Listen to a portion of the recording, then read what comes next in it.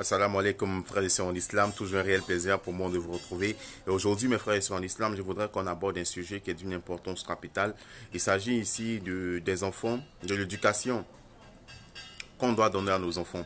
Aujourd'hui, force est de constater que nos enfants ont pris un chemin qui est contraire au chemin qu'ils doivent prendre, qui est contraire au droit chemin. Et on est indifférent, on est impuissant, voire même face à cette situation.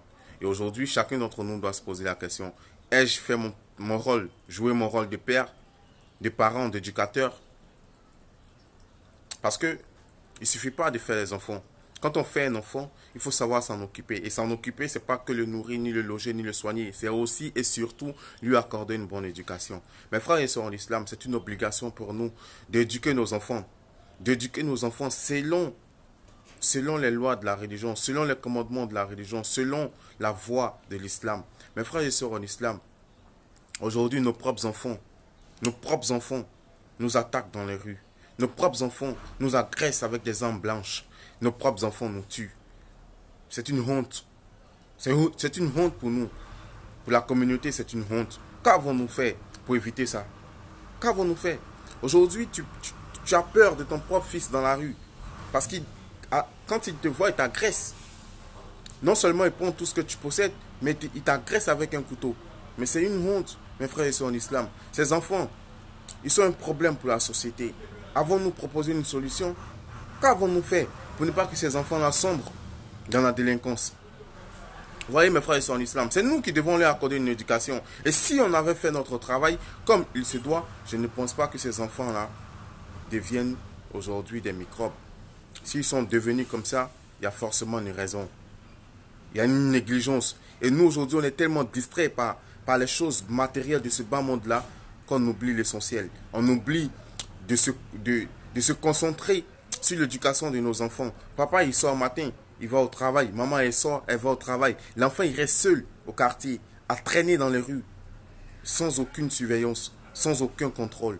Après, on s'étonne que l'enfant il devient un drogué. Non, il n'a reçu aucun suivi. Il n'y a eu aucune communication entre le père et l'enfant, entre la mère et l'enfant. Il n'y a eu aucun suivi, aucune éducation.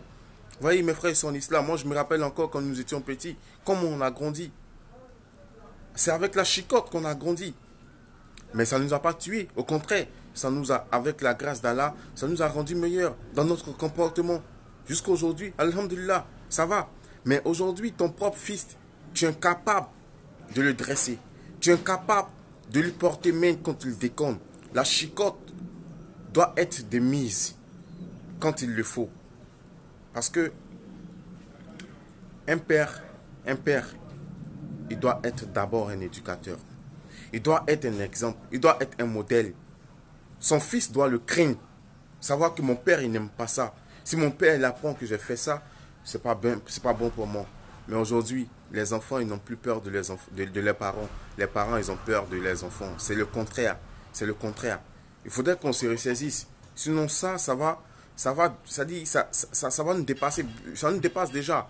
Mais ça va arriver à un stade où on va perdre complètement tout contrôle. Aujourd'hui, on a peut-être perdu la bataille sur certains, mais on peut encore empêcher que les plus petits, nos enfants, qui sont encore contrôlables, puissent vraiment prendre le droit chemin. On a encore cette possibilité-là de leur donner une bonne éducation pour ne pas qu'ils deviennent des tas de la société, pour ne pas qu'ils deviennent des ratés, qu'ils deviennent des phénomènes vraiment qui font honte, non seulement aux parents, mais à toute la communauté.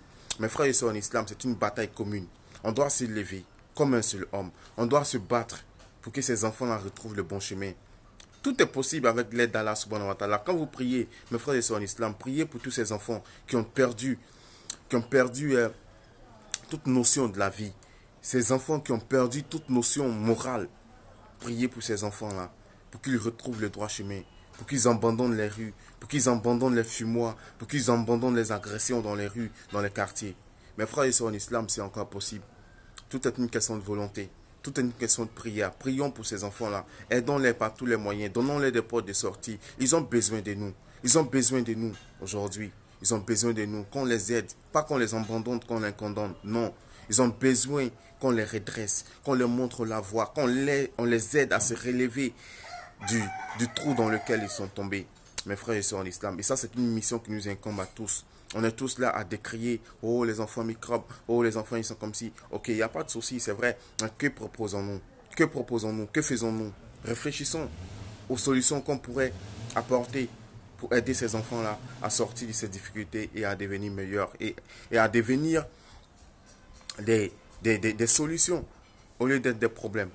Donc, comme je dis, c'est encore possible, on peut le faire si on se met ensemble, si on décide, si on y met la volonté, si on y met les moyens et si on invoque Allah subhanahu wa ta'ala pour cela. Allah il va nous aider et Inch'Allah, on va y arriver. Les enfants, c'est l'avenir de demain. Si aujourd'hui ils se comportent comme ça, je me demande bien dans 10 ans, dans 15 ans, dans 20 ans, qu'est-ce que notre société sera?